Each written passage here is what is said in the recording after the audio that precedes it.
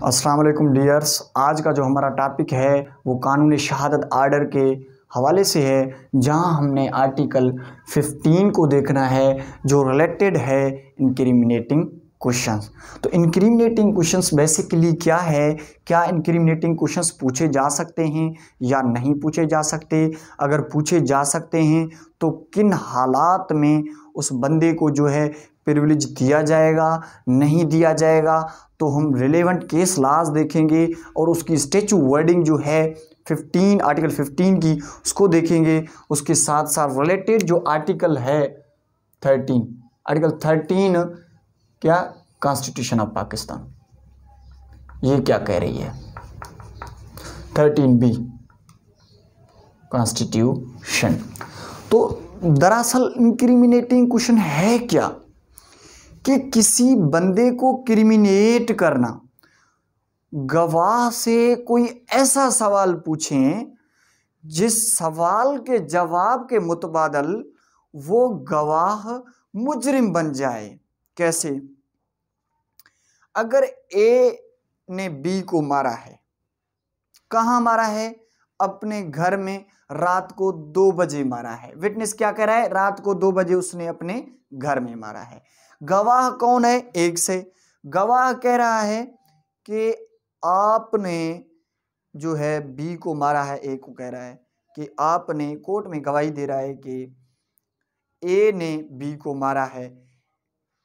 तो एक से ये पूछा जा सकता है ऐसा कोई सवाल जिस हवाले से एक्स का उस मौजू नहीं था कि वो उस जगह पे वहाँ ठहर सकता। रात को 2 बजे जो है बी के घर में एक्स क्या करने गया था?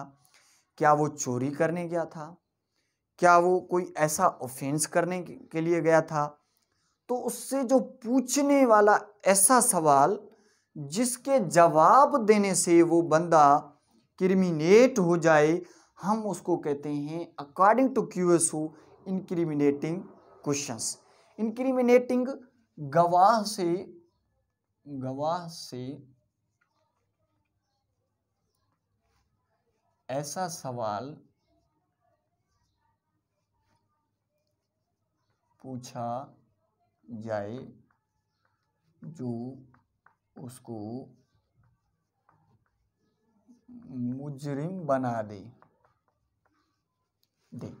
तो उसको कहते हैं incriminating question.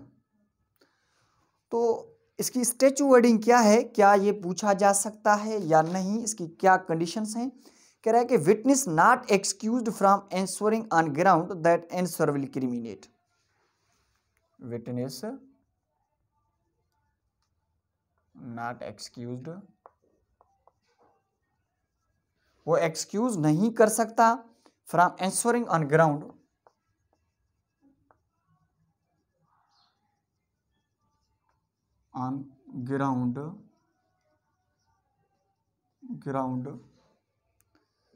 that answer will criminate,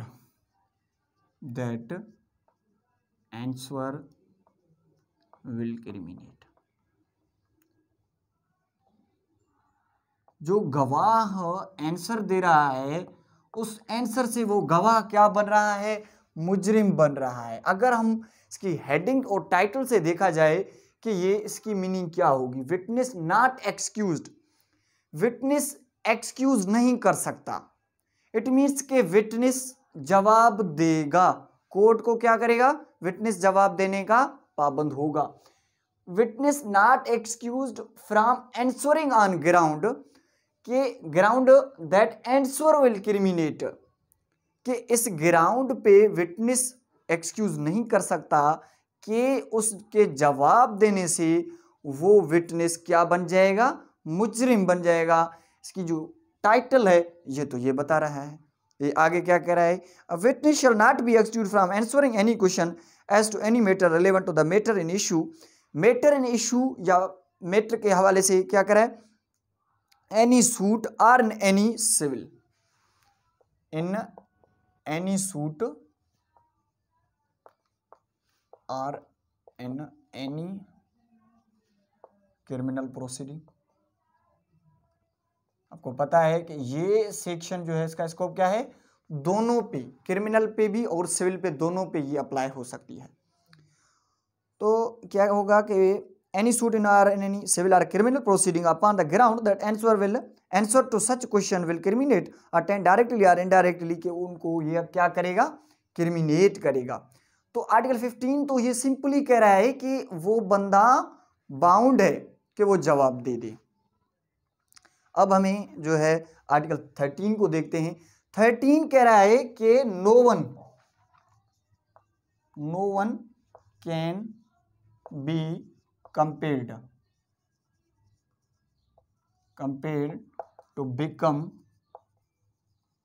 his own witness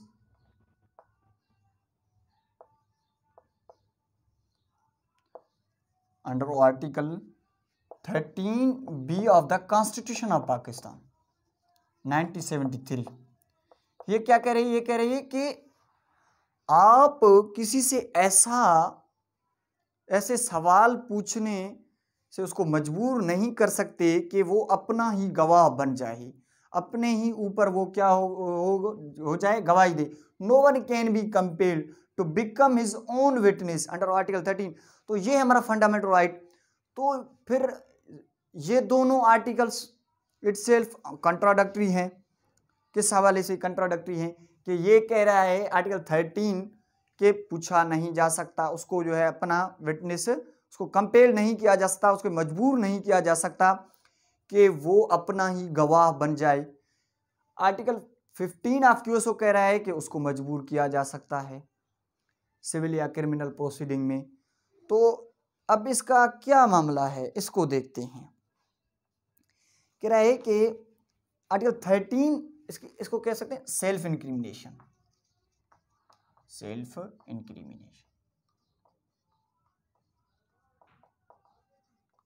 Incrimination. Provided no such answer which witness shall be compelled to give shall subject him to any arrest or prosecution or proved against him in any criminal proceeding except prosecution for giving false evidence।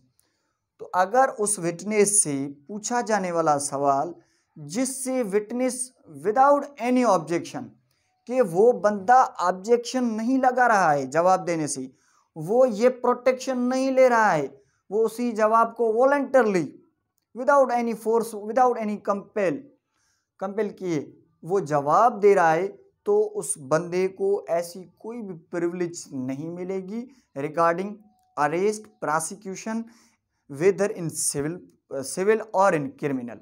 तो उसके ऊपर ऐसा कोई fine या उसको arrest या कोई भी ऐसी जो है प्रोसीडिंग इनिशिएट किया जा सकता है। तो कब उसको ये प्रिविलेज होगा? तो ये यहाँ एक है हमारा केसला है अब्दुल समी versus state PRD 1962 Lahore, page number 271। ये कह रहा है कि अगर उस बंदे को कंपेल किया गया है, अगर उस बंदे को कंपेल किया गया है, उसको मजबूर किया गया है और उस बंदे ने ये ऑब्जेक्शन लगा दिया है कि ये मेरा राइट है, मैं इस सवाल के जवाब देने का पाबंद नहीं हूं क्योंकि ये मेरा फंडामेंटल राइट है, अगर वो ऑब्जेक्शन लगा रहा है तो फिर उस बंदे को प्रिविलेज दिया जाएगा। किस किस चीज के हवाले से दिया जाएगा प्रिविलेज? From arrest. अगर वो ऑब्जेक्शन लगा रहा है, इफ अगर वो बंदा ऑब्जेक्शन लगा रहा है तो फिर उसको ये प्रिविलेज है कि अरेस्ट नहीं किया जाएगा, प्रोसिक्यूशन नहीं होगी।